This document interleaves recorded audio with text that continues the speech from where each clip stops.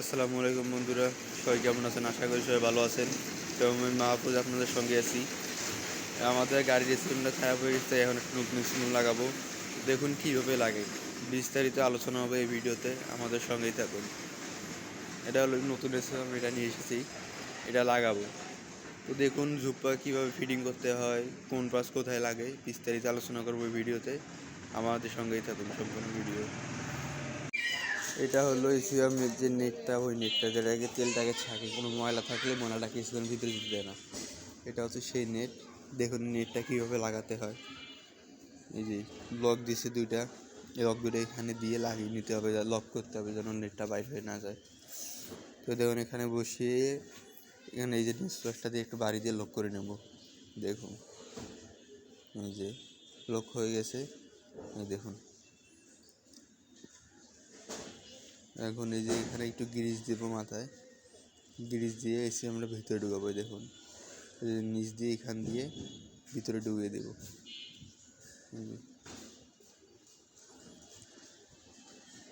এই দেখুন এটাতেও একটু গ্রিজ দিয়ে নেবো, গ্রিজ দিয়ে এখানে চাপ দিলে এটা লক হয়ে যাবে। এই যেমন সঙ্গে এটা, আর এটা হচ্ছে সিভাবের এই যে পিছনের রাবারটা, এখানে এই রাবারটা থাকে, এখানে লাগিয়ে নেবেন। তারপর এটা হচ্ছে যে সিভাবের পিছনের কাভার লকটা, এই যে এখানে একটু চাপ দিয়ে নেব, লক হয়ে গেছে। এই যে লক হয়ে গেছে। এবার দেখুন উপরে সিভাবের উপরের পাটটা লাগাবো।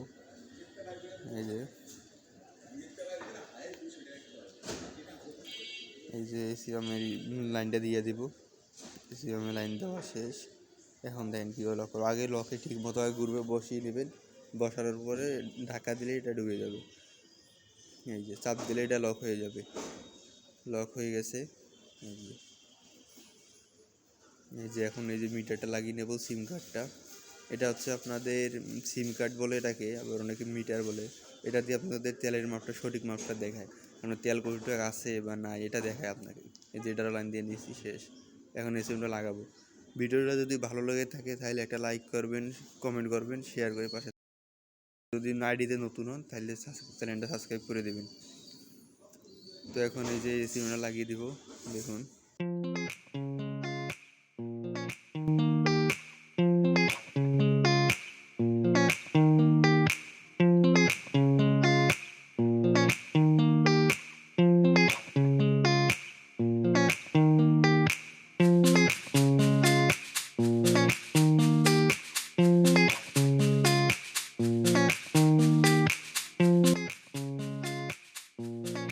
তো আমাদের লাগানো শেষ হয়ে গেছে, এই যে টাইট দেওয়া শেষ। এখন এই যে লাইনগুলো লাগাবে, দেখুন এটা হচ্ছে ইয়ারফুলের লাইন। ইয়ারফুল লাইনটা এখানে লাগাবেন, এই যে চাপ দিয়ে লক করে নেবো ভালো করে। তারপর এটা হচ্ছে এসিএমের লাইন, এখান থেকে তেল বাইরে হয়ে ইঞ্জেক্টরে যায়।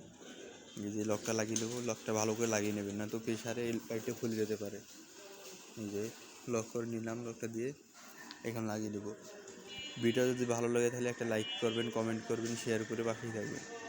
আর যদি আইডিটাতে নতুন হন তাহলে চ্যানেলটা সাবস্ক্রাইব করে দেবেন। ধন্যবাদ এতক্ষণ আমাদের পাশে থাকার জন্য। আর কী কোথা থেকে ভিডিওটা দেখছেন অবশ্যই কমেন্ট বক্সে বলে যাবেন।